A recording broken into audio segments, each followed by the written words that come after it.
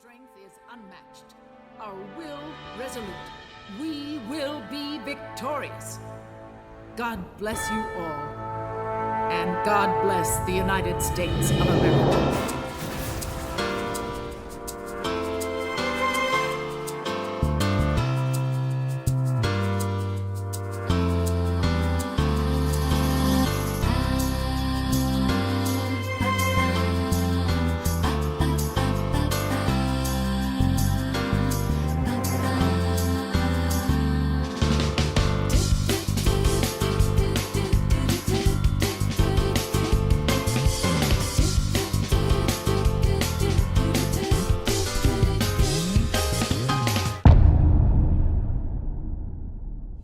Playing Vanquish is stepping into an alternate reality where all anime was made exactly for your uncle that works in sales who won't stop suggesting you join the US Marines. And this was the live-action Dragon Ball. The movie. It's Gears of War, made by Japan. It's Call of Duty, directed by the man who said he'd cut his own head off if Resident Evil 4 released on consoles other than the GameCube, and recently whose studio was shafted by Microsoft after releasing their best exclusive of the generation. But above all, it's not Counter-Strike, Battlefield, or Medal of Honor. It's ballet, and Vanquish begs you to perform. Contrasting with most of their releases, Vanquish is a third-person, Platinum Games, action, cover shooter?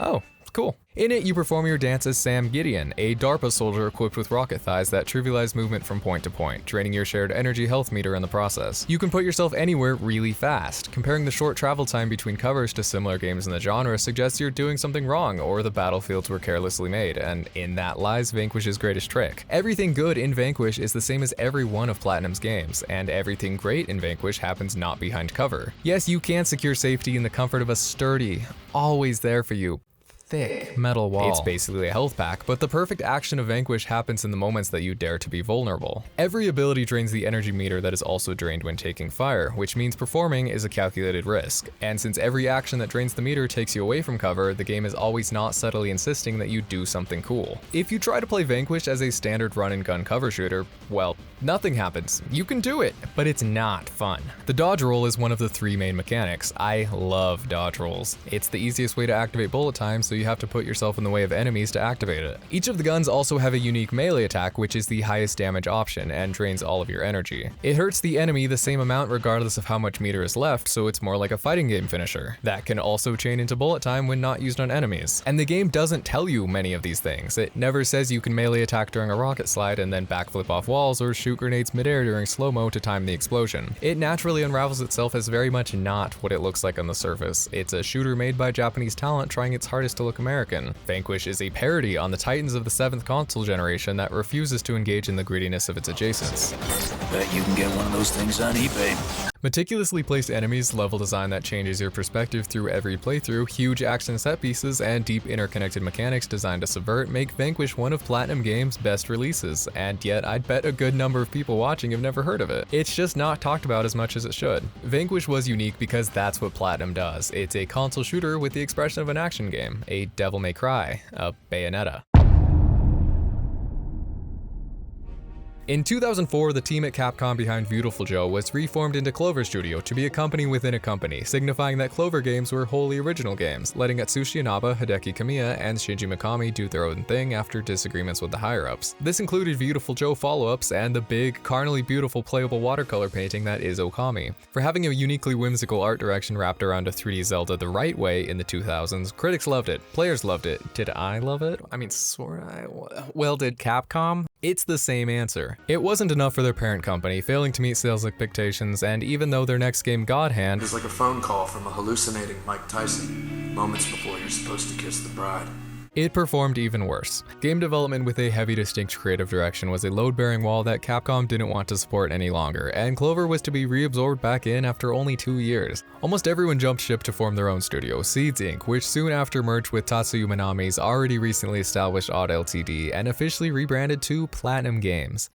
To establish their presence in Japanese game development, they met up with Capcom's competitor, Sega, who was still focusing on their shift to multi-platform, and struck an exclusive deal to develop 4 original games chosen by Platinum: Vanquish, Bayonetta, Infinite Space, and their first game, Mad World, a Sin City-inspired over-the-top beat-em-up violence sim made for the casual audience of the Wii. We really lost touch with our humanity when games stopped mapping dodge to shaking the nunchuck. It's sort of a more accessible black and white and red all over stylized spiritual successor of God Hand that asks you to use the whole environment as a weapon. Every moment is spent killing and coloring the screen with as much blood and as much style as possible, listening to the in-world announcers pour their hearts into earning one of the few Wii M ratings.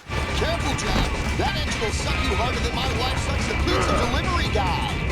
I'm not going to pretend like I have a lot to say about Mad World. It's fun. It knows who it's for. You know if it's for you, and of all the games we're going to talk about, I know you're not here for this one. Bayonetta is a game with such a strong personality that it begs people to look at it and think that's one of the games. Bayonetta is a character that doesn't look out of place next to Mario and Sephiroth, but would stand out in any casino. You first become aware of a Bayonetta game and can't help but assume that her history precedes the archetypical witch and everything else is a copycat. Hideki Kamiya pioneered the character action subgenre with Devil May Cry at Capcom and wanted to take the next step for action games with the team at Platinum, subverting the overdone male lead with a 4-gun wielding witch and suitably in-your-face pun. Today, he's infamous for blocking people on Twitter, which I'd say is relatable. The only enjoyable way to use the site is to block anyone who slightly bothers you. It's his account. If anything, I encourage it. I promised you should do it too. He probably could be nicer about it. Like, he's a bit of a weirdo. That's fine. He's probably not the total jerk that people think he is. I think his tone doesn't really come through very well in translated tweets. I don't really want to play games not made by weirdos, you know? I like blocking, but I also like unblocking. He gave this proposal to Mari Shamazaki, who spent a year refining her new take on the witch, including, of course, glasses. Kamiya insisted on her now iconic frames, but Sega hated it because everyone knows glasses don't sell. They compromised and made sure every character had glasses. This design backbone pierces deep into what Bayonetta is. It's campy, overly serious, daringly fashionable, full of over-the-top action, and in on the joke. Feel like a fucking celebrity in this town.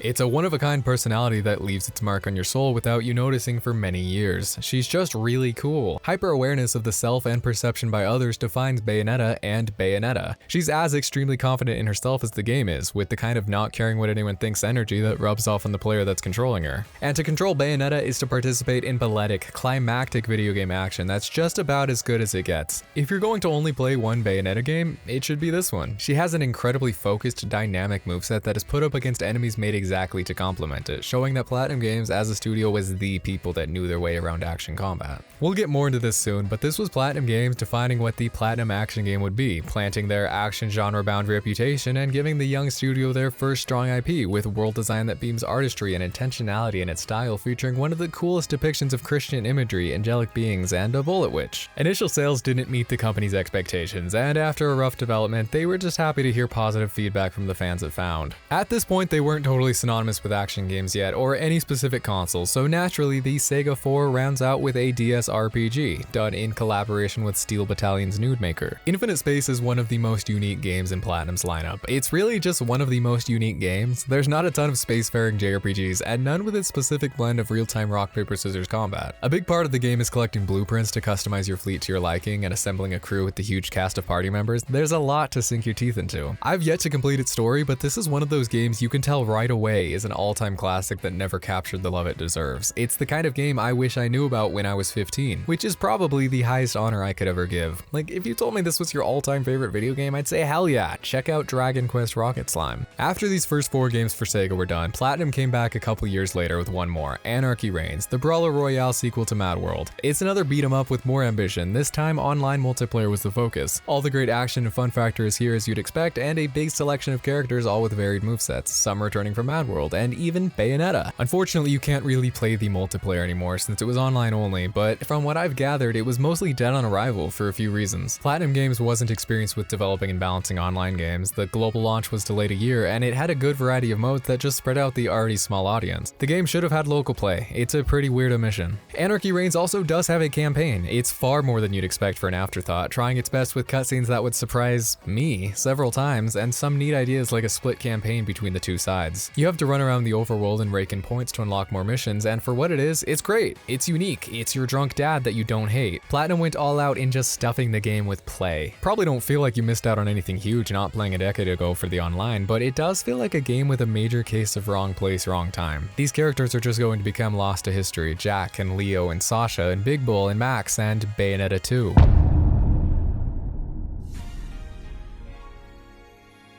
Bayonetta asked a single question: what if there was a perfect character action game? Bayonetta 2 asks, what if it knew? Take Bayonetta's confidence and boil it till it burns. Make sure every asset spits on you with it. Refine the controls that sit in your hands like how video games feel like in dreams. The moment you've thrown Bayonetta's arms and legs and bullets at enemies, you're in it. You're Bayonetta. Every combo comes out more consistently, perfectly, and beautifully than you hoped. Each one feeling less like something crafted by a team of skilled designers and animators, and instead like a conversation with a friend you've always known. It's everything you'd want from a game with this number in the title. It's Bayo but better. She's more powerful with the new Unburn Climax instant win button. There's huger environments and set pieces flooded with memorable encounters. It's 9 hours straight of its creators asking, are you impressed yet? How about now? After you've already fought 5 of what could have passed as final bosses anywhere else. They pulled it off with these stylistically perfect visuals on Wii U hardware that haven't aged a day, with art direction drifting away from the first game into more polished and undeniable sequel energy. Just look at her. That is Bayonetta 2. I've never seen someone's hair more scream I've been here before. Put her in Smash Bros. Oh.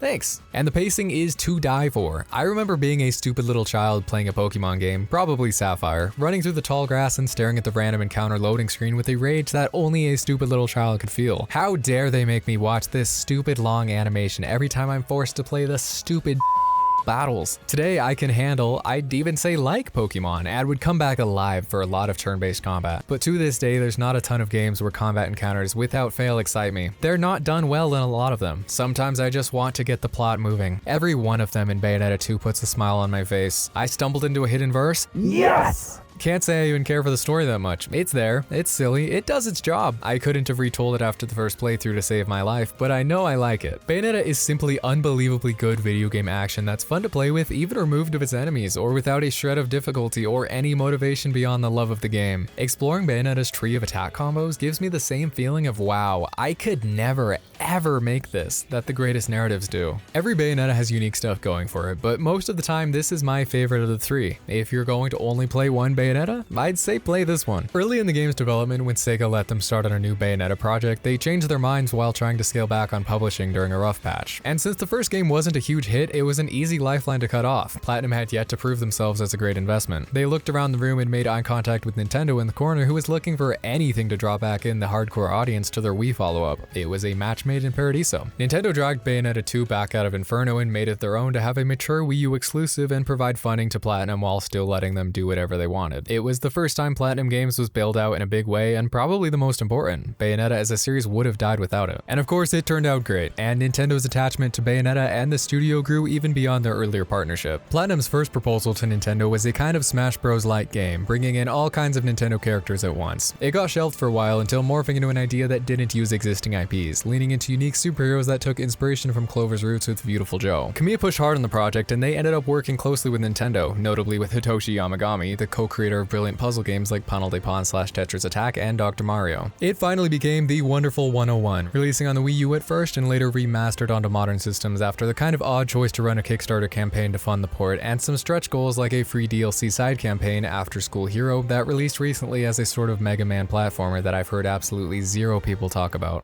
The Wonderful 101 Rather than playing as a traditional action game character, you guide an army that can morph into different weapons and tools or solve problems in the environment. It has you juggle delegating a growing army with switching weapons by drawing out different commands with the touchscreen or right stick like fighting game inputs while still thinking about attack combos. It's very deceptive. You see the army of Pikmin-like heroes, the colorful pop graphics, and the shape drawing on the Wii U gamepad and assume it's baby's first Bayonetta. It's true, only because the Wonderful 101 transforms anyone into a baby that's never played an action game. It's a rare opportunity where you get to learn a game that speaks a completely different language from the most video games. Normally you can pick up anything in the action genre easily after your first and never experience the same beginner struggle. So many of them even describe their difficulties around being good for experienced, die-hard action gamers with huge brains that eat easy modes for breakfast. But there's very few skills that carry over to the Wonderful 101. The game knows this and uses this rare quality to its advantage. It really helps recontextualize Platinum Games' action encounters as puzzles that ask you to find the best tool in your moveset to solve the problem. What they pulled off here is a one-of-a-kind experience that deserves nothing less than the adjective in its title. I could go on, but really most of the praise I could glaze onto the Wonderful 101 also applies to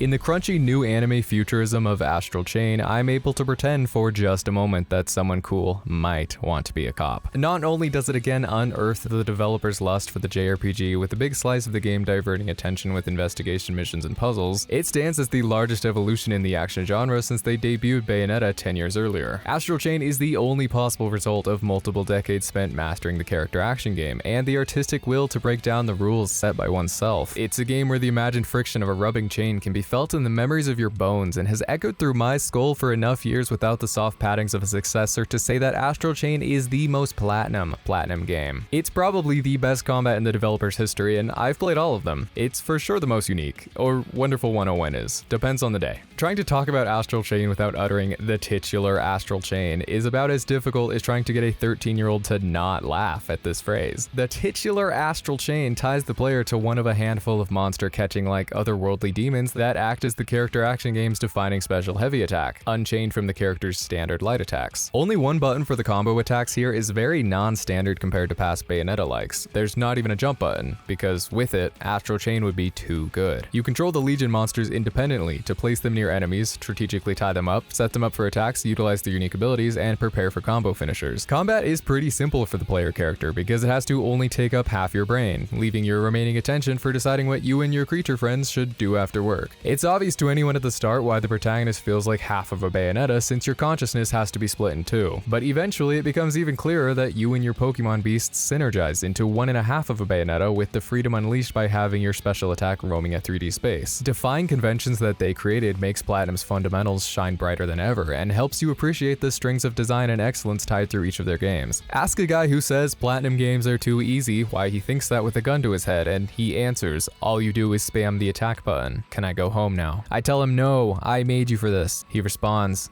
I don't want to die.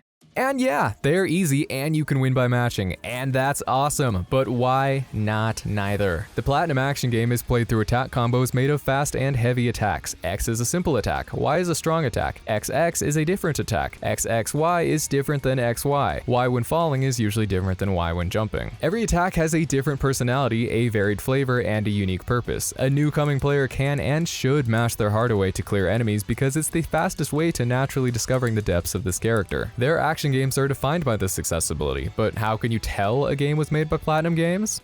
The startup logo. And they generally have at least most of these things. Dozens of attack combos, a main gimmick driven by the narrative, varied movement options, often a double jump, heavily defined readable attack animation smears and impact particles, over-the-top finishing moves and quick time events, a mission-based structure scoring your performance with a completion screen, and an invincible dodge roll. At the risk of lying to you, all of the best action games have a dodge. Did I mention that I love dodge rolls? I dodge roll in real life whenever possible. Platinum dodge rolls are special, partly because which time rewards you for perfect timing in a heated encounter with a moment of slow-mo clarity, and because they don't have to interrupt your combo if you figure out how to perform a dodge offset, holding the button in the middle of an attack string, dodging, then pressing the next button to complete the combo and evade without skipping a beat. It's not something that is easy to show, but like mostly everything here, you've got to feel it out on your own. Letting your hands control the wheel, your mind takes the back seat, you'll be stumbling onto the complexities of the game without even looking. Shooting the grenades midair in Vanquish, movements that feel like exploits, animation canceling, skill-based perfect timing, and any string of combos that really feels right to you. Mechanical exploration and discovery can be just as exciting as finding secrets in an adventure game. You're rewarded for mastery with traditional items and higher scores, but the real takeaway is the skill tree forming in your muscle memory when discovered techniques become new features for the rest of the game and for all future playthroughs. The default difficulty of these games is generally pretty easy once you get a handle on it, and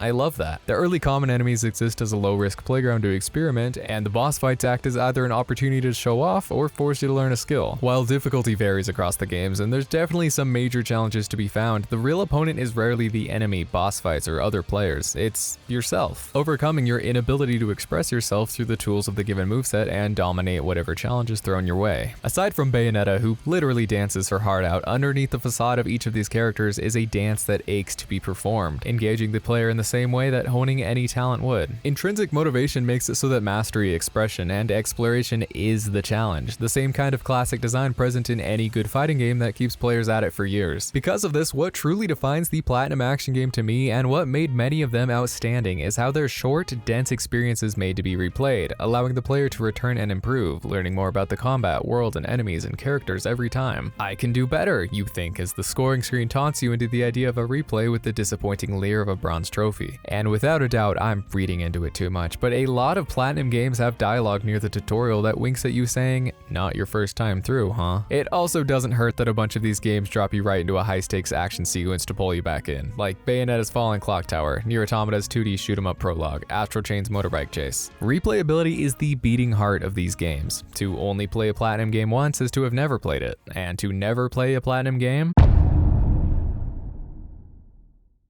One of the worst wuzzes to see online, Scalebound is Platinum's infamous dragon action RPG that existed conceptually since the company's founding. They opted to make Bayonetta instead, but a giant monster action game persisted as Kamiya's dream game up until shaking hands with Microsoft to reveal Scalebound as an Xbox One exclusive at E3 2014. It was an exciting announcement for the struggling console, shifting away from Platinum Games' traditional action style and more towards photorealism and RPG mechanics, with the bond between a modern-day human and a dragon driving the gameplay. It was to be a massive open world game where the protagonist Drew would team up with his big dragon to defeat bigger enemies, switching between grounded weapon combat and flying the dragon, playing off each other's abilities. A year later, they showcased 4-player co-op, which they were heavily leaning on. It felt like they wanted Scalebound to be a cornerstone multiplayer experience to breathe life into the Xbox One, but come 2017, Scalebound was taken out back and shot. It seemed that the multiplayer focus was just too much for Platinum Games. I wouldn't be surprised if that was the biggest factor in it getting canned, but they also had middling experience with realistic graphics and Unreal Engine, turning the back end of the project into a development hell that forced Microsoft to pull the plug. From watching gameplay and seeing what state Scalebound was in, I think that even though the concept is cool enough to make any kid say heck yeah, big dragons, it probably wouldn't have turned out all that great. It would have been fun and a good time for sure, but the scope was clearly an issue for Platinum Games to pull it off in a way that was lasting and lived up to the concept. The world would have been too empty, or the combat would have been made too repetitive to facilitate co-op longevity. Scalebound could have been that decent kind of half-baked co-op dragon action RPG that lacks staying power, but instead it lives on in the collective gamer consciousness as something much better than it ever would have been. It's unfortunate that it's probably lost forever, especially for all the labor that was thrown away with it, but I don't think it would have been any kind of masterpiece, and Platinum Games claims to have learned a lot from it. There's enough other games that fill similar niches that I can't really say it's much of a loss for players. Just play like a Monster Hunter, or Dragon's Dogma, or Stranger of Paradise, or Forspoken, or...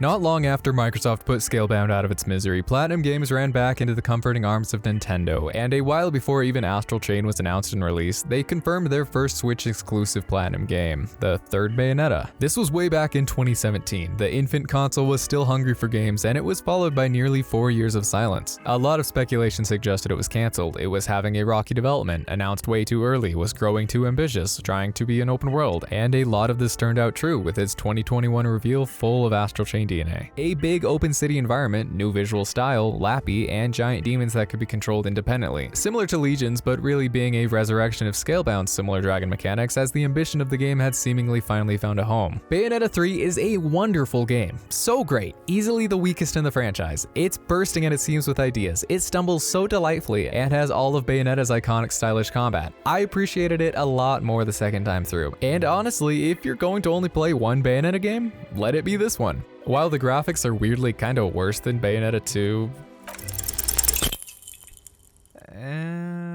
the visuals are good, even great in places, but the art direction never appears as clean, focused, or as confident as the previous games. Bayonetta 1 looks like it rolled around in some nice warm dirt. Bayonetta 2 looks like it rolled around in glossy glitter glue. Bayonetta 3 looks like it tried to do both and slipped into a puddle of Astral Chain. The downgrade was inflicted by its attempt at being semi-open world with bigger environments, straddling the line between pure linearity and open exploration that rarely sticks the landing. Why does it feel like anytime you try to play around in this world, it punishes you? Like, come on, let me go there. Let me use this ability. It's like running around a playground, but when you try to go down the slide, someone shoots you in the head. These levels are still linear, just masquerading as an open environment with collectibles and verses scattered around, making it feel like the space is just an excuse to pad out content and let you mess around with one of the new stars of the show. The demons. The three big things introduced to Bayonetta 3's gameplay are the demon slaves, letting her summon colossal monsters from Inferno and fully control them as part of your attacks instead of just invoking them as finishers. The fantastic new weapons are consolidated into one slot rather rather than being separately equipable to hands and feet, having Bayonetta masquerade as the corresponding demon, and Viola. Her stumbling dorkiness endearingly contrasts with Bayonetta's elegant confidence, being playable in a handful of the chapters instead of Bayonetta. While her combat doesn't have quite the same level of depth, it's still enjoyable to master in its own way, shifting the focus from dodging to sword parries. Just like the rest of the game, her uniqueness really grew on me the second time through.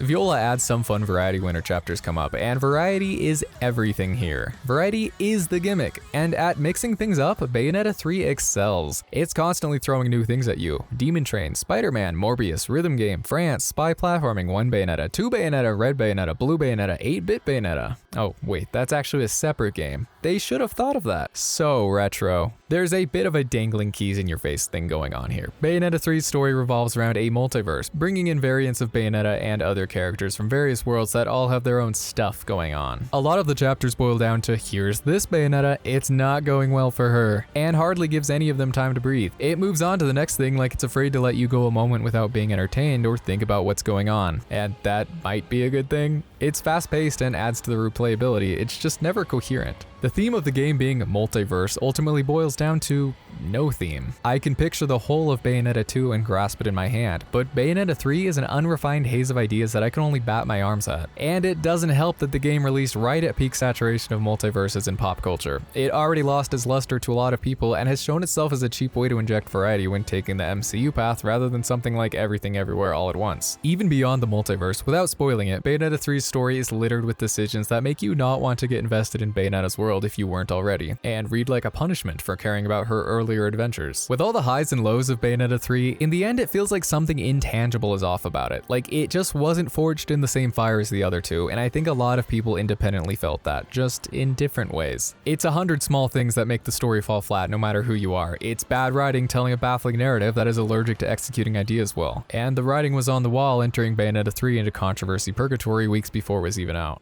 Helena Taylor.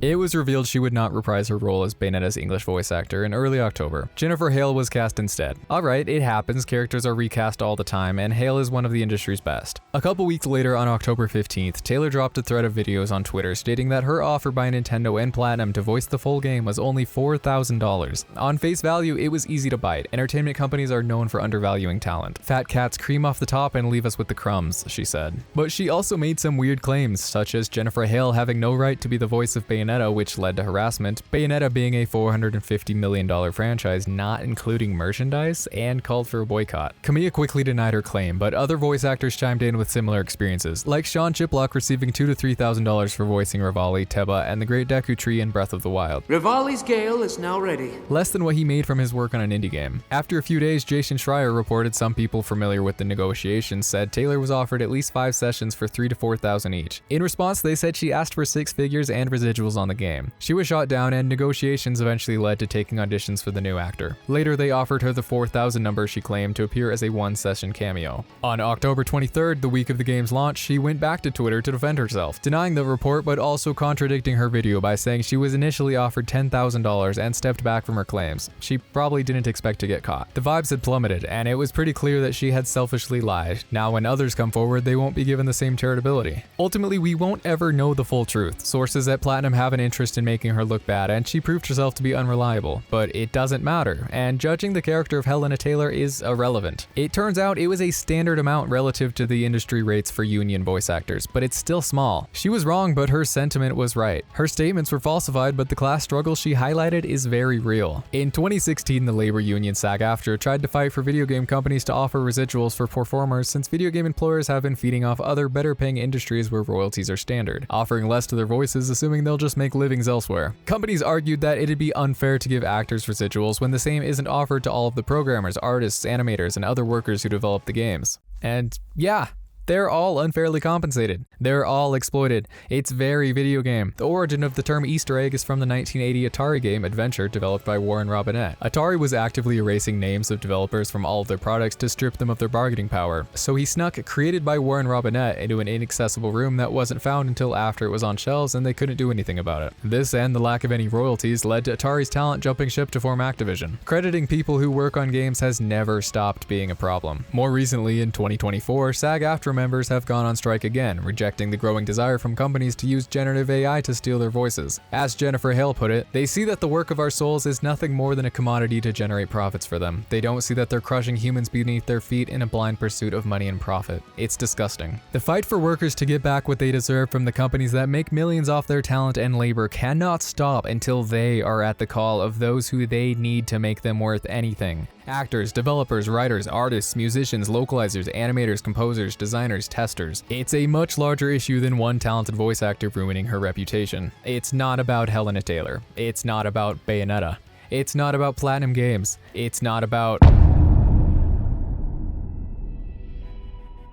Disco Elysium is a role-playing game with rare, valuable, fantastical writing that soaks you in a world that has been thoroughly soaked in itself, dripping its moody soul from every facet of its presentation that torments you with regret of impactful decisions that have yet to happen. I had known about Disco Elysium's status as one of the all-time great games for so long that I kept pushing it off because I knew that once I played it, I would have played it. And then I did, and I had played it, staring down the barrel of knowing that there's not more Disco Elysiums. Lots of games achieve similar feats, but they aren't the majority, and not enough time has passed to know if future titles will learn from the best parts of its storytelling, like the exceptional 1000 Times Resist being one of the first to take the right inspiration from NieR Automata. There's generational talent within the waves of writing and art that take the player point and clicking through Disco Elysium, and if there are to be more Disco Elysiums, they certainly won't be from the same people. Its success should have enabled them to tell more stories expanding the Elysium world, but post-launch saw core members forcibly removed from the studio during a messy legal situation that got conflated with toxic workplace allegations. It was a painful breakup that is hard not to resent for unjustly taking from many who poured their lives into the game, and is beyond the scope of why we've arrived here, but the story of the development company Zaum ended recently with one of the higher profile video game layoffs in recent memory, canceling future projects and finishing off most of the remaining people that created Disco Elysium, while still holding on to the rights to the IP. It's not an anomaly either. The video game industry has had a horrible reckoning in recent years. You can expect weekly news that the company behind some great new game is axing its workforce. Just to name a few very recent ones, you've got Hasbro, Unity, everything under Embracer Group, Riot Games, Thunderful, Microsoft, Tango Gameworks, Sega, Tiny Build, People Can Fly, Twitch, Ballistic Moon, Supermassive, Behavior Interactive, Toadman Interactive, Sony Interactive's Insomniac, London Studio, Naughty Dog, Firesprite, Guerrilla, EA, 9 Deck Games, Rovio, EA, Respawn, Deviation Games, Pixelberry, Visual Concepts Austin, Gameloft, Rockstar, Rocksteady, Rooster Teeth, Velan Studios, Eidos Montreal, Nintendo of America, Take-Two, 505 Games, Taurus Games, Threshold Games, Sledgehammer Games, Relic Entertainment, Singularity 6, Very Spaceship, Oka Studio, Square Enix, Sumo Digital, Galvanic Games, NetherRealm, Ubisoft, Microsoft, and many, many more. What's the reason for most of these layoffs? Why do so many individuals get to lose their jobs? Let's pull out some of them. Microsoft, the big one. After going on an acquisition spree to impress investors in the short term, dumping $70 billion into Activision and $7 billion on Bethesda and grabbing whatever games they could, they pulled the plug on many of them when they started talking about their futures together. Shinji Mikami's studio, Tango Gameworks, was among them. They put out Hi-Fi Rush. It was a critical and financial success, but Tango was shut down when it came time to invest in new projects, and Xbox realized they spread out too thin. Luckily, they were picked back up by a new publisher a couple months later. Cutting down a studio also impresses investors in the short term. 500 employees laid off is 500 salaries sent straight to the top. It's fake growth. It's all for the short term. Capital doesn't care nearly as much about next week as it does about tomorrow. And next year, it can go itself. Anyone could tell Tango was a good get. They'd keep making profitable games, just not fast. Art takes time and talent needs to be nurtured, and not profitable enough to matter after sinking the GDP of Croatia into the publisher that specializes in Grand Theft breast milk. Since its inception, there's been a never-ending cycle of the leviathans of the industry like EA shedding and reabsorbing labor. Frustrated employees leave by choice or not, and the lucky ones create their own smaller studios that then get bought back up, then shut down. If I said a studio that you've never heard of, odds are it's one started by former staff from the ones you have. Clover birthing Platinum Games was far from the first, and countless others will follow. Activision 2 being founded by undervalued, mistreated Atari employees. There's an obvious sustainability issue exacerbated by budget-bloated games like Spider-Man 2 barely making do that leads people to fear that the industry is doomed to another crash. There is no crash. he was laid off by Activision. It's just the always been there invisible hand squeezing itself and everything to death by choice to see quarterly growth because it keeps it in the green. It's working as expected. Arcane is another one started by former EA talent shut down the same as Tango after they were made to develop Redfall as a live service game and then it wasn't an immediate hit. Companies cite a challenging market that they created as the cause, but it will always come down to bad management. People making decisions who barely know what video games are, and out of touch, unrealistic expectations met with a demand for this infinite growth. Live service games are really attractive to suits whose understanding of games starts and ends at the slide deck presented by the sales team, so a lot of them went all in on ones that might resemble Fortnite's revenue charts. It's gotten to a point where people celebrate when studios are still dedicated to making single-player experiences, clinging to the remaining AAA game developers that you can expect to consistently put out strong works that stand the test of time. Remedy, Naughty Dog, Rockstar, Insomniac, From Software, Nintendo, sometimes Sega, Square Enix, Platinum Games. Oh, me. After the success of NieR Automata, which we'll get to, Square Enix and Platinum Games were bound to work on something together again, and I'd be there on my knees at that day. Babylon's Fall was teased in 2019 to be their next collaboration, a big, new, stylish fantasy action RPG that looks to be another Platinum Games classic. Combat similar to Automata with its own twist on mobility using this wire thing was underscored by a really nice oil painting come-to-life art style. And then after missing their more information next summer deadline, they finally dropped a big new trailer in 2021 where it no longer looked good. Everything in this just seemed downgraded. The movement, animations, and enemies looked stiff and generic, and it revealed the game's emphasis on multiplayer. Babylon's Fall was to be a live service game. Did Square Enix make the call to turn the game into a live service mid-development? It kinda feels familiar. They said no, it was chosen to be this way from the start, but I don't really believe them. I'm not going to insist they're lying, but what reason would the producer and director have to publicly admit that? It's so easy to lie. Like half an hour ago when I told you that Vanquish's AR gauge was also a health bar. Yeah, I'm in denial. It probably was multiplayer at conception, but what they first showed was undoubtedly footage of a single-player action game. It came out and it's fine. Less than 1,000 people played it on release. That tells you the whole story of Babylon's Fall. I really like what they were trying to do with the oil painting style. Sadly, it's not much more than an overlay used to hide low-quality assets. It looks great at times, and at others feels specifically designed to be slaughtered by YouTube and streaming compression. It's like, what if Disco Elysium didn't mean to look like that? Filters have to be very intentional, like a short hike, and toggleable for visual accessibility. It's very clearly being used as a crutch. It had some great ideas, just sloppy execution that make it hard to not see that the game didn't want to be made this way. Level designs that might have been used a handful of times in a linear campaign are reused endlessly to stretch out content. When I first went into the beta with friends, it was abysmal. It was hard to believe how not good it was. I liked the dodge though. Platinum Games still made the combat, so there's fun to be found, but you can just glance at it and tell something is off. Why is it looking at me like that? Even at its best, it doesn't stand up to the teaser trailer because that game was obviously stripped down and shotgun fired across something that they want you to grind and level at for years. At least it'll be around for that time to be improved upon and maybe find an audience so you can actually queue into the game. They said it's not going anywhere. Oh, yeah. Babylon's Fall is now resting peacefully in the big GameStop in the sky. Oh, it's coming back. As of February 2023, Babylon's Fall is dead and impossible to play. It didn't even last a full year. This isn't even the only Platinum game that you can't play anymore. World of Demons is a Platinum action game made for mobile devices with all the baggage that you'd expect from that, but it looks and sounds like Okami. The art is very Okami, and the music is by some of the original people. These people can't stop themselves from making Okamis. Wait, what?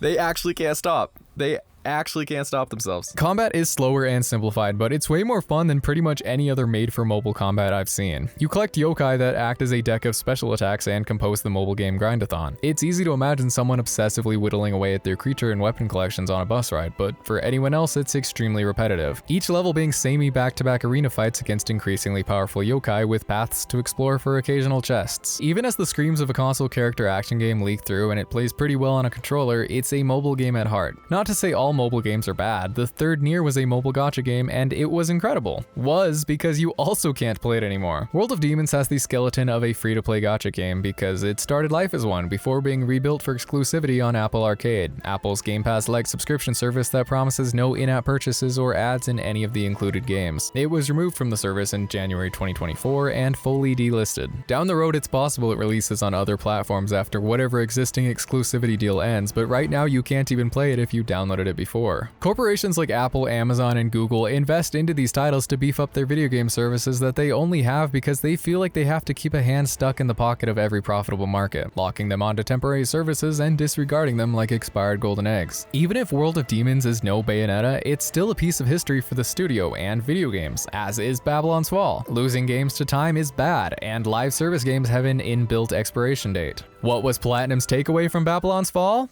Doubling down. Their Tokyo office, opened in 2020, was made specifically to develop live service games, and Inaba, who was recently promoted to CEO of Platinum, said they'd like to focus on creative games that can be enjoyed and loved for a longer period of time. What?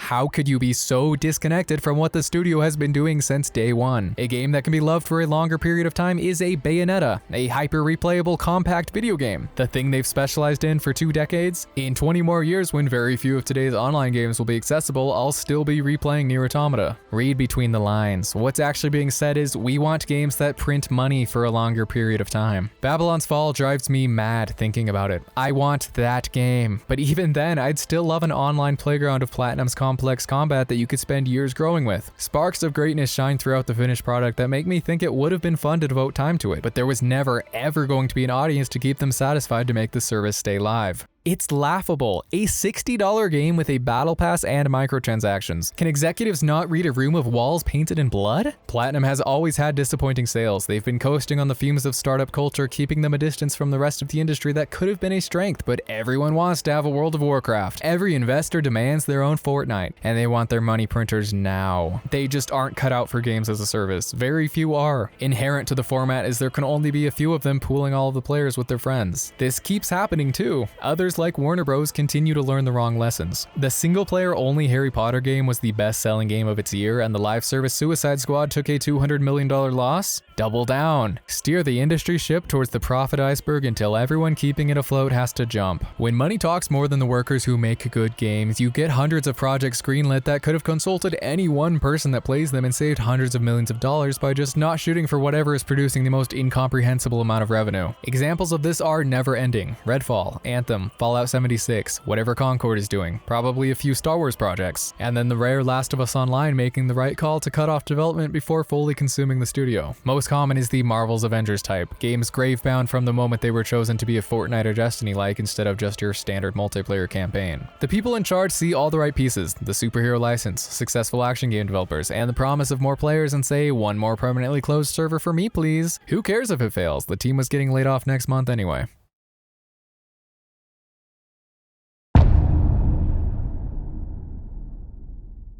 Before the rise of always online in the 8th console generation, studios with holes in their funding could always turn to old reliable, licensed titles. For Platinum, there's 2 main kinds of these. Simply new entries in a series, working closely with the original property holders to develop a sequel or spin-off, or just a typical Platinum action game wearing an existing franchise's skin, licensed kids games. They did several in a row for Activision and Nintendo, but even before that, their first ever licensed game was done with Konami, after Hideo Kojima deemed them the only studio capable of making a ninja action game featuring Raiden from the acclaimed Metal Gear Solid 2. Metal Gear Rising Revengeance is a phenomenal game with a reputation that precedes it, and there's more that I have to say about it and cover with it than I want to say right here, so I'm making it paid DLC. If you're interested, you can get access to it by joining the Patreon. Even if you don't care about Rising, consider it if you'd like to support the channel. It'd be so cool of you. The first licensed title done for Activision was in 2014, based on the Nickelodeon show The Legend of Korra. Writers from the original series worked on the game's story, and it has all the original voice cast and some of the artists. There's definitely some thought put into it as a standalone release, but I haven't watched the show, so I'm not able to declare anything.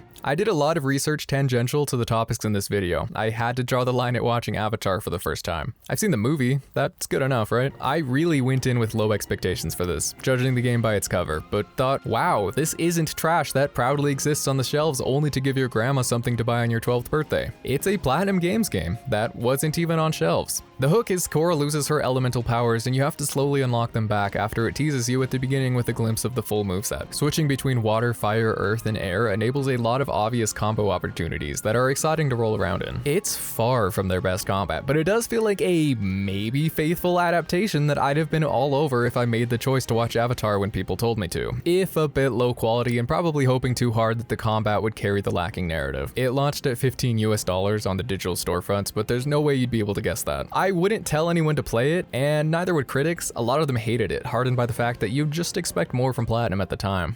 Next up on Activision's order, Transformers. I have to imagine that some reviewer back in 2015 called Transformers Devastation Kids Bop Bayonetta, and they'd be right, if that's a compliment. It's good, certainly my favorite of the Activision trio. The way it places the camera makes the Transformers feel like big mechs, but not too big, and I love the softness of the toy-like visuals using the same cell shading from all of these games to make up a distinct, clean appearance. It's just so easy to look at. Gorgeous art direction supplements the combat that's also more than sound mechanically. The Transformers can transform into car mode with the dodge button that acts like Bayonetta's Wicked Weave. There's witch time and even dodge offset. The weapons all have good options, and while there's not an endless amount of depth, they channeled everything into non-stop satisfying mech violence with rare precision that you don't see in most games. There's not a ton to it. The world is pretty repetitive, but there's a loot system that I assume someone would like to spend a lot of time with. It's a toy box to stick your hand into once in a while, if you're big into Transformers. Bayonetta reskin is not something that any game should be afraid of being. Beneath the surprisingly nice looking veil of a licensed kids game here is still fantastic action. It's like they felt like they had something to prove after The Legend of Korra. Even a stupid little child would be able to tell you that the best action developer in the business made this.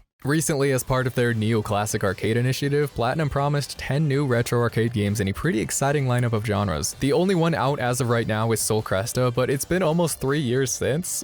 What are they doing over there? It seems like a great opportunity to have smaller, more frequent experimental projects, if they released them. Sol Cresta is a sequel to the 1980 arcade shoot-'em-up Moon Cresta and its 1985 successor Terra Cresta. I haven't played a lot of shmups, but this seems like a really interesting one with a novel ship combining idea to create different weapons based on their arrangement. It's a quality modern arcade game. If Platinum didn't spec so heavily into character action games, arcade shooters are safely their second love. So many of their titles feature shooting or bullet elements. Vanquish, Bayonetta, Automata, Astral Chain. Bayonetta 2, they even added a flying shooter section. Extra Star Foxified if you play with the right costume. Way above and beyond what you'd expect from a little Easter egg. You'd have to assume that there was a yearning within Platinum Games to make a Star Fox, and shortly after Bayonetta 2, they approached Nintendo about it. Around the same time, Nintendo was shopping around for one and trying to justify the existence of the Wii U gamepad. The first new release for the arcade rail shooter in a decade that kinda treaded the same water again. Star Fox Zero, most notable for its all-in emphasis on its one-of-a-kind control scheme. There's a separate cockpit view on the gamepad and a ship view on the TV, asking you to switch your attention between them to guide the R-Wing or do precision aiming. I'm not gonna lie to you. There's not much that excites me more than this. It's unique, it's exhilarating. I want 50 more games like this. Miyamoto knew what a creature he had made. The people who pioneered the medium should be encouraged to keep making weird stuff. Many would say Miyamoto should retire away from game development so he can't simplify any more narratives, but I want him locked in an endless void with nothing but a Wii U gamepad for several thousand years. Ideas spawned out of it would ascend him to godhood. Dominating the abnormal controls of this gamepad ship has the same feeling of mastery present in all the other games we've talked about, and it has a dodge roll. Do a barrel roll! Does this mean the game is great? God no. Star Fox Zero is a black hole of substance. The level design is uninspired, and safe Wii U game syndrome made it just another reimagining of the previous entries. All it has going for it is the unique controls, which, if you're unaware, people f***ing hate. Playing Star Fox Zero is driving a brand new fighter jet down a dirt road that you've been stuck on since 1997. I say I want 50 more games like this only because surely at least one of them would have contents worth spending time with to master the controls.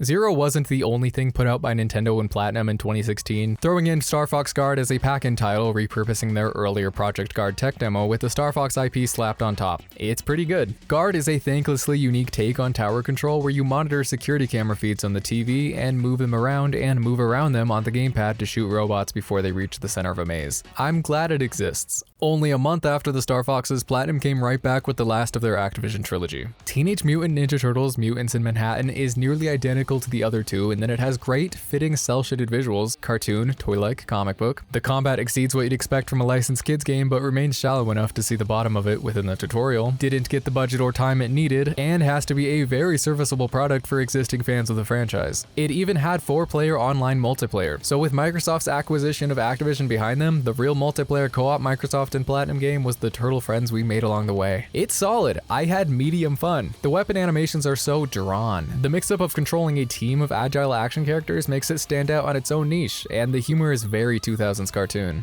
I told you, perfection. I'm an artiste, the Michelangelo of pizza. Wait a minute. Okay, guys, time to go. There were moments I had while playing this purely for the sake of playing it for this, just considering how I got here. I just liked NieR. Now I'm playing a Ninja Turtles game that no god ever meant for me to play. I've never even really liked TMNT. No shade against it, it's just like Transformers and Ghostbusters. They keep bringing it back over and over again, and I have to assume the target audience is 3rd graders and their dads that showed it to them, because they remember being in 3rd grade and liking the Ninja Turtles in 3rd grade. In 3rd grade, I watched The Big Bang Theory, because my dad watched The Big Bang Theory in 3rd grade. These games are kind of at a weird standoff between it doesn't matter what the gameplay is because you're here for the IP, and it doesn't matter what code of franchise paint it has, it's just another Platinum action game. It makes it especially clear that Platinum was desperate for investment deals, but I'm still surprised Activision even wanted to have a reputable developer make these titles. Was there genuine intent there, or was it an attempt to appeal to a broader action game audience? The end product really isn't the contents of these games, it's the long-term attachment built up by the franchise, making fans' connections to their past do the heavy lifting. To develop a Transformers video game is to further Transformers cultural awareness. Shared knowledge of who Michelangelo and Optimus Prime are is directly productive for the property owners. Nobody in the target audience of these games wanted to play them to master f***ing dodge offset. People just want to be the avatar from the fun show they like. The playable characters in all 3 of these Activision games are also Fortnite skins, even Raiden. That should clue anyone in on what the motivation here is. They're selling nothing of substance. What's sold in Fortnite is the feeling of, oh yeah, I know John Cena. The collector trap of, look mom, I own Mr. Beast. And the FOMO mindset of, I will never be Peter Griffin, but at least I can be Iron Man. Because the goal of a large company producing video games is not to output lasting memorable experiences. It's to roll you in the sweet honey butter of recognizable characters and prime you up to stick your money onto the next thing. Above all else, they need you to consume. Katamari Damacy is a perfect video game with one action. Roll. You roll more, and if you're lucky, roll. You roll because the king of all cosmos destroyed all of the stars and sent his son to clean up his mess with a Katamari. The Katamari is an indiscriminate snowball that picks up anything smaller than it, growing its mass piece by piece. Once the Katamari is big enough, he sends it into the sky to replace the missing stars. There's a kind of meditative flow to it after your hands get comfortable on this ball. You're on a time limit, so you have to quickly find things in an efficient way to grow large enough to not disappoint the king. If you just let your mind go, not dissimilar to mashing in an action game, you might get on a roll and perform better than if you overthink it. Just roll. Roll up the coins, matches, fruit, until you're big enough to roll up speakers, chairs, and small animals. Keep rolling until you can pick up lampposts, vending machines, and people, yelling as the Katamari consumes everything in its path. Keep rolling and soon you'll forget the sounds of their screams. The cars that were once an obstacle become unavoidable as the city folds to your mercy. Keep going. Eventually you'll roll until there's nothing. Colorful toys littered across the playground have all been consumed by the Katamari. The difference between the start and end of a stage is emptiness. Everything in the Katamari, people, toys, homes, reduced to a means to an end. When you're starting off, a pack of gum means a lot to you. That's adding a lot to your Katamari. You could trade it for someone's cookie at lunch. Later, you've got your eyes set on the game console. It would just feel so nice to hear that satisfying pop of rolling it up, taking it home, and playing that new game you saw a commercial for. Now, gum packs are too small, it's not even worth expelling the effort to roll towards them. You're finally big enough to grab the console. It doesn't hit as hard as the pack of gum did earlier, or when you were young. Just grab it and go. You've got bigger fish to fry now. This is your job. The king will think you're worthless if you don't roll large enough. Just grab everything. The game console will make you forget about the gum. Street signs are more important than the game. The people will distract you from thinking about more signs. The cars will obscure your collection of humans. And the rush of consuming everything smaller than you will distract you from the wailing countdown towards your end. Consumption is a game, and the reward is more. Yeah, you want those games, right? So here you go. Now, let's see you clear them. Is a game developed by the studio who did the recent Katamari remakes that took those fake mobile game ads and realized them into playable puzzle games. There's so many of these that they were able to come out with, yeah, you want those games, right? So here you go. Now, let's see you clear them, too. They're great, but the fact that the mobile gaming market resorts to showing users fake gameplay trying to make them mad enough to download a game with completely different gameplay really adds to the absurdity of this series existing. A lot of it stems from mobile games having to design around the short window of attention created when picking up your phone to distract yourself for a few minutes, and make money on users who download the games for free. So inevitably, every game in the market has to at best pull a world of demons and hope some investment company buys them into their subscription service, or at worst dive headfirst into what the whole mobile gaming space is funneled into since it began, which doesn't look hot in an ad. Add the endless grinding so that players feel obligated to stay with it, and add the addicting gambling to make them pay to maybe get something. The gacha model and free-to-play/live service games have spent their existences zeroing in on how to make consumption the main focus. As much as games are products of consumption, consuming them is a game itself. They're treated as bingeable, disposable, consumable, reduced from an experience to be enjoyed to a product to be purchased, from valuable art to distractions from reality. There's so much focus on the next thing, the next update, next game, propped up by an industry that gets people excited to watch commercials for future releases they'll forget about the next day. The consumption is the point. Pleasure comes from the more. That's what users are molded to be driven by. Look at Fortnite again. It's an unstoppable vacuum of game culture, bringing in Rock Band, Fall Guys, Lego, Rocket League, and every license available to act as the serving platter for users to consume. More reasons to go into the shop, more ways to use the existing collection. To Epic Games, the ideal user is someone inviting their friends to sit in the lobby showing off their emotes to each other. Keita Takahashi, Katamari's creator, has made reference to Hayao Miyazaki saying, "Children today are not playing, they're consuming." One time after waking up and scrolling TikTok for 30 minutes, I almost formed a similar thought. In the same GDC lecture, he said, "In Japan, people who play games are called users. I always thought this was bad, but I hear executives talking about users, and I just want to hit them. Sometimes I think maybe they should just die." When Katamari Damacy was successful and made a lot of money, Namco went to Takahashi and said, "Time for more." He wasn't excited by the idea of making sequels. Katamari had already been made, but with or without him, they were going to make more. This produced We Love Katamari, a direct sequel where the king of all cosmos is shocked at how successful the original was. It's been dragged through spite. The king seems bored of it all and just keeps going to appease his adoring fans, playing into the context. Takahashi later exited Namco, saying, "I find it quite boring that if a company creates one thing that sells really well, then obviously the company is going to work on almost similar types of things to make more profit. I can't deny the fact that people work on sequels. After all, it's a business. But at the same time, in the past decade or so, I've only seen companies working on the safe side making more sequels. I haven't seen anyone trying to make something really new out of the profit they made from those sequels."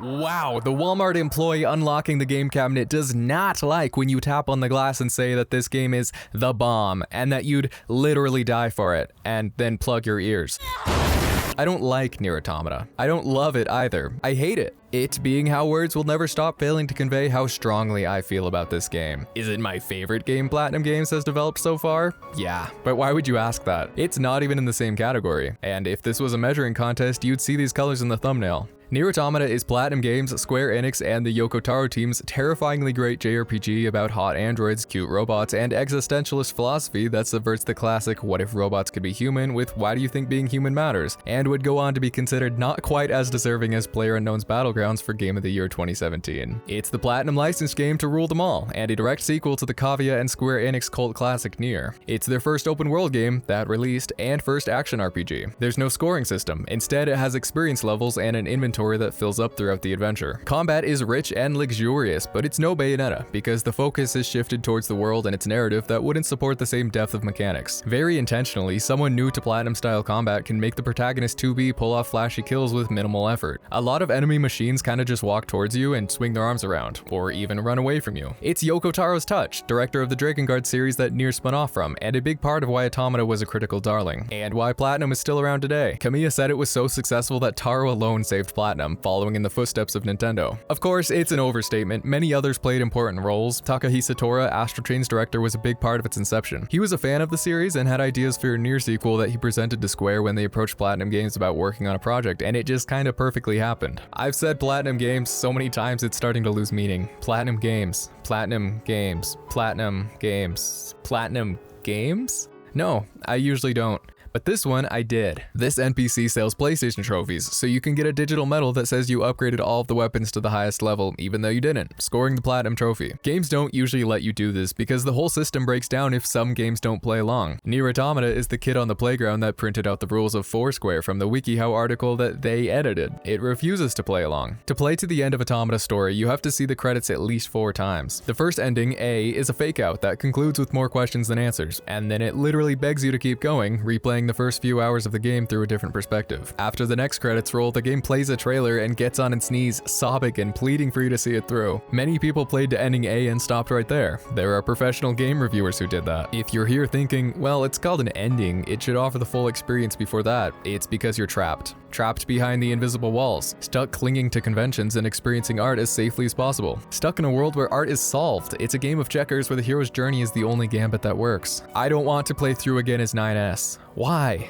Why are you even playing this game? Do you just like how the combat makes you feel? That's completely fine if you do, but why this one? Are you afraid of someone else making a decision that dictates what you experience? Scared of interpreting something on your own? What's the point of participating in fiction if the slightest bit of friction is too much to bear? I'm going to let you in on a poorly kept secret. Most video games are relatively the same. For how much is possible within the medium, there's so few truly breakout works. That's not to say there's not a huge diversity of types of games. There's subgenres within subgenres. It's just that deviations from the established structure and interface of video game face challenges from every angle. Even Death Stranding, still a AAA Sony budget action game at heart, is a little too weird and scary to a huge amount of the audience. Almost every other card in Sony's hand is now an attempt at repeating the last time they struck God Gold. In previous episodes of this season, I've tied each game forward and backwards with references to each other, stringing together this theme, all of them being on sequels: Bayonetta 3, Splatoon 3, Xenoblade 3, Drakengard 3, Fire Emblem 3, Houses, Wii Sports 3, and NieR 2, and all containing sentiment that led to this being not about Bayonetta. It's a shallow industry. The Game Awards, supposedly the event made to celebrate it, can't handle the guy in charge of the series that inspired a quarter of all video games cutting more than 30 seconds into the scheduled ad time. And it's young, far too young to have already been refined to a razor's edge of what works. This manifests in production and even the way people perceive games, like the common view that anything not fun is bad. Drakengard 3 is less fun to play than every game I've named up until now. Anyone would say it's far worse in your hands than Babylon's Fall, Legend of Korra, and World of Demons. It's mediocre, miserable, repetitive, choppy, lacking any polish, and kind of feels like you're stabbing a butter knife into your desk until it breaks through and hits a comforting blanket of mediocrity and sex positivity.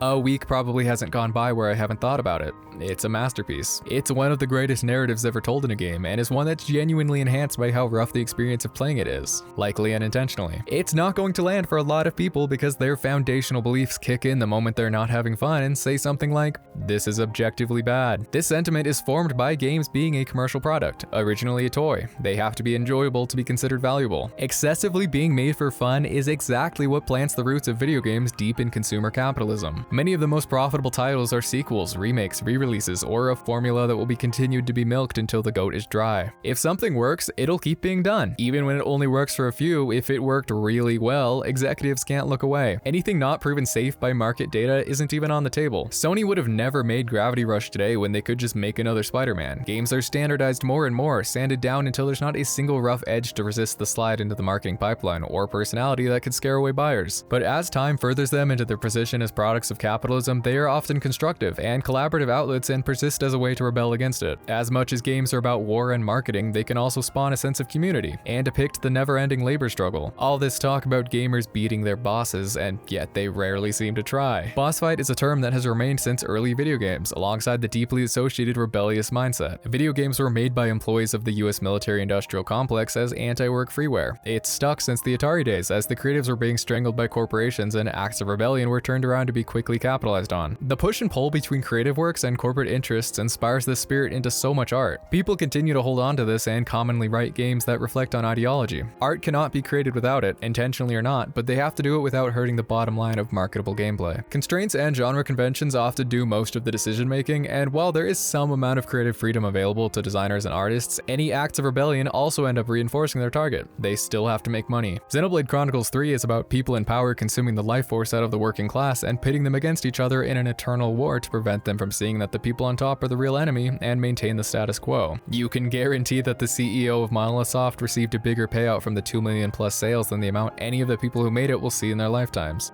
Capital has the ability to subsume all critiques into itself. Even those who would critique capital end up reinforcing it instead. In Automata's DLC, there's a secret, literal boss fight where you can beat then CEOs of Platinum Games and Square Enix that oversaw the game being made, Kenichi Sato and Yasuke Matsuda, the latter of which was recently behind Square's push for blockchain games and game designs that push a strong emphasis on long-term user engagement. He was pushed out by the board of directors in 2023, but don't worry, the guy they replaced him with is totally worse. Sometimes I think maybe they should just die. Everything that's creative, every single piece of art has been touched by the hand of capitalism. The bloated scopes, the way talent is compensated, the way workers are treated, pushing into doomed markets, IP fetishism, the destructive focus on consumption, and the homogenized canon of game design. It can't be avoided. Everything, including this video, is worse because of the endless pursuit of profit. And on that note, a quick message from our sponsor, Raid Shadow Legends. Get ready to raid. Kidding. I couldn't bring myself to do it even to further the point. Nothing against anyone that does though. Get the f***ing bag. The YouTube homepage is littered with videos made for a quick buck beholden to advertisers and the algorithm. You don't have to look far. Even Yoko Taro consistently says he'd do anything for the money. It's a motive that will always be factored into how art is made. Non-commercialized video games do exist. You can easily find ones that will stick with you forever that are completely free, but they're severely limited. You just can't put a lot of effort into developing a video game that you're not going to be compensated for and has narrow appeal, because you need money to survive. So the solution? How can someone make a video game in a vacuum unknowing of the interests of profit or what conventions sell and with enough time to produce something truly special? Just die, I guess.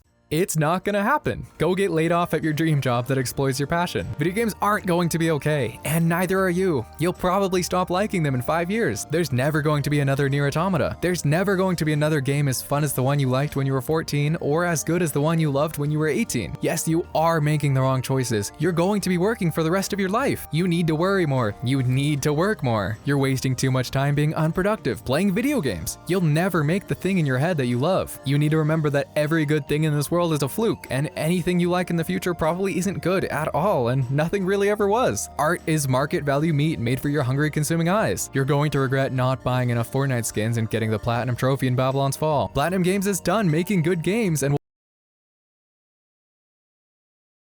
holy f***ing shit, is that Cheshire?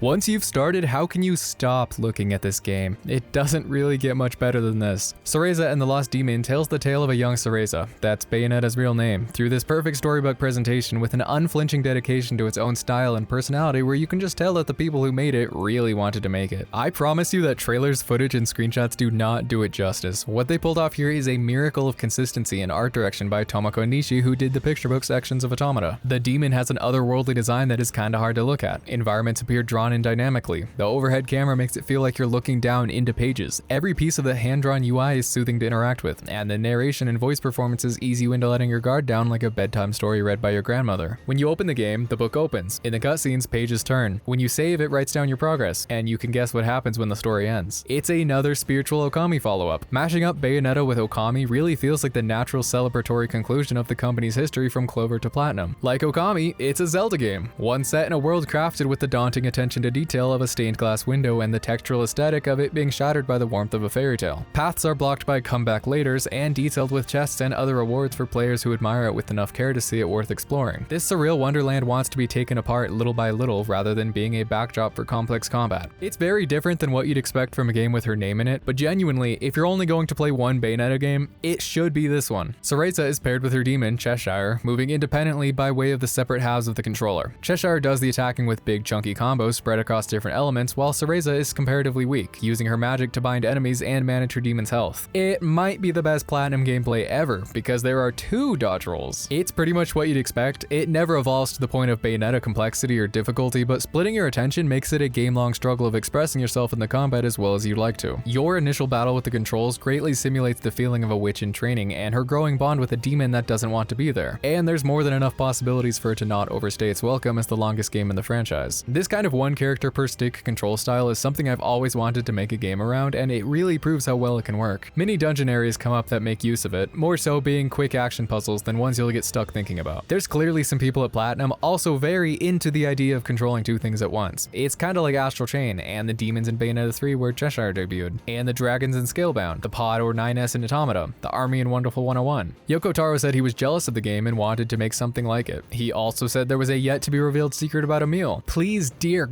God, let him make a game about a meal that looks like this. I would do anything. I think Origins probably sold so poorly that we'll be seeing even less of this kind of thing from Platinum going forward, so at least get Taro a game in the style before sending it to die. I don't normally do this, but I recommend this game. I think you should play it. Maybe even buy it if you're into what you're seeing. Even if you don't like Bayonetta, if you like unlimited vibes, any one Zelda game, clever Dark Soulsy and interconnected world design, or even looking for a perfect co-op experience like It Takes Two to play with a partner or your kid, look no further. It's the best game you never thought you'd play, and the most poignant follow-up to Babylon's Fall and Bayonetta 3, and a reminder that Platinum Games is at their best when they've got a middling budget and are allowed to be weird. And speaking of weird, This was Kamiya's last game at Platinum. In September 2023, a few months after Origins, he left because he felt that the direction the company was heading in was different from his beliefs as a developer. I don't think of games as products, but rather as works of art. Like any great creative mind, he'd entered unemployment. It was a big shock because he was one of the founding faces of the studio. A lot of people went to work there to work with him. So much for the 9 Bayonetta games. If I had to speculate, which I don't, I think a lot of it had to do with the live service shift and the capital investment from Tencent. It's hard not to see that the once creativity-driven Clover team has become an entity mostly interested in increasing shareholder value. Platinum Games has placed a priority on growing as a company, but I personally have no interest in growing a company for the sake of corporate growth. It was a breakup not without casualties. Project GG, Kamiya's latest and biggest project, has been in development for years as the end of his superhero trilogy. It's likely another headed towards the live service graveyard, if it still even exists without him. It's probably cancelled, we'll see. During the late stages of producing this, Jeff Keighley dropped a nuclear bomb on me. Okami is back. Hideki Kamiya is back. At Clover, which is back? They were all supposed to exist in stasis for 2 years until I finished this, but yeah, sure, whatever. Clover 2. I mean Okami 2. Platinum Games is in a bad spot right now. They want to be something that they're not, and that something is destructive for their artistic output and talent. Cereza and the Lost Demon is a lustrous spark of creative hope amidst the rubble. They are working on a few unconfirmed projects. It will be interesting to see what happens next. Astral Chain 2 could be right around the corner and sell more copies than anything else they've made. This talented, amazing, semi-independent studio could totally swing back and start becoming one that everyone has utmost confidence in each of the releases being instant classics. Or they could keep fumbling and reaching for market trends and get absorbed by the megacorp void as all of their talent leaves for better opportunities. Both are very possible, even at the same time. Platinum has actually just announced one of their future titles. They're co-developing Ninja Gaiden 4 with Team Ninja, which makes all the sense in the world. You're telling me Platinum hasn't worked on Ninja Gaiden before? Okay. It looks incredible. These developers are not too dissimilar in their work. It's a perfect match. A lot of the bigger names have seemingly dropped out of Platinum Games following Kamiya, which makes it look like the studio is becoming a shell of its former self, and it's definitely morphed into something very different than the people who made Wonderful 101. Post-2020 Platinum might as well be a different entity, but they've still got talented artists, designers, and programmers that know action, and know the power that their reputation holds. If the company does keep riding along as the action game support studio and on the side keeps rolling out live service flops, sure, great. I love it. Feed me more. If you're a fan of the people of Platinum Games, there is no somber end of their story here. Video games will go on with or without them, and the future of healthy creative ones will remain thriving in the indie space. Smaller, creative, risky games. That's where the innovation lies. The solution to the problems we've seen is independent games. That means the goal should be to support and make smaller budget games with worse graphics. Make games for people, not users. People that want to have experiences, to connect with an interactive work. People with emotions, not wallets. Before video games are art, they are products of labor. They are nothing without the passion of people that create them. There is no value without labor, nor art without workers. Each individual person in every credit scroll shapes the end product and deserves to be compensated for it and given respect. Those layoffs are these people with real livelihoods, not numbers or random stats. It takes time and stability to create effective game developers. The rare Nintendo-like situation of keeping talent for decades is how great games are made. And labor can be withdrawn. Workers collectively fighting for what they deserve, like with the recent Bethesda unionization, plays the largest role in improving the creative health of the industry that is proving to be increasingly unsustainable. A healthy industry is one that uplifts its workers and doesn't burn them out in under 5 years. In video games, another world is possible. As an escape, diversion, or new experience, another world is possible. It just requires planting trees that nobody expects to see grow. I'll assume that if you are a little interested in Platinum Games, I don't need to tell you this, but games made by independent teams are great. They're just as good and often better than the usual output by AAA companies. The difference is just that these are smaller. There's no funding from a major company, and each person on the team is more closely involved in the dev process and calling the shots. When corporations come in and control everything, the deep love of the craft is taken away, reducing art to commodities to be consumed and a lineup of boxes to be checked, which is not how games should be made. Decisions should be made by one or more weirdos trying to execute their vision, not a business major with an algorithm they didn't write. When I say this and how AAA games are uncreative by design, I'm not saying you shouldn't play big games. I love them. I love Fortnite. Just maybe use your money for smaller ones, if you know what I mean. The creation of great, transformative art cannot be mechanized, stolen, and reproduced down an assembly line, no matter how hard they try. It's going to get worse. There will be a number of years where studios keep shrinking, expensive games become rarer, and executives become convinced that they can automate away workers with generative AI and anything else. But I have something they don't. Belief in people's hunger for authentic art and unwillingness to eat up whatever increasingly hollow, stolen slop they're eager to profit off of. Art has the ability to convey purpose, broaden emotions, and give meaning to life. And it's connections between people, defiance of boundaries, and the pain of creation that make this possible. Fly to the moon and let me play among the stars. Let me see what spring is like on Jupiter and Mars. In other words, hold my hand. Thanks for watching. I hope you enjoyed, and if so, if you want to support the future of this channel, like, subscribe, comment about your thoughts on Platinum's games and their future, and consider joining the Patreon to go above and beyond alongside these amazing people who've supported this journey over the past few years. When I started working on this nearly a year and a half ago, I didn't mean for it to grow to this size. I wasn't even going to cover every Platinum game, but I slipped and here we are. This is the end of what I'm considering Season 1. Going forward, there's going to be much more variety. I'm going to try to never spend this much time on something again. I should probably just make the move to tutorial content. Next video, I'll show you how to kill a Goomba.